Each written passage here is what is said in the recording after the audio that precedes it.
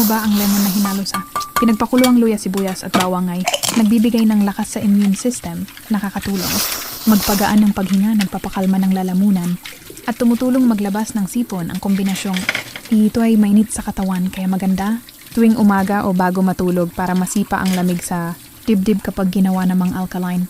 Ang tubig na may pipino at lemon. Nagiging pampalamig ito sa tiyan, tumutulong sa hydration at nakakatulong mag-balance ng acid sa sikmura kaya magaan sa pakiramdam, lalo na kapag nauuhaw o mainit. Ang panahon ng honey naman kapag sinama sa lemon ay nagbibigay ng natural na energy, pampalambot ng lalamunan at nakakatulong sa ubo at tuyong lalamunan.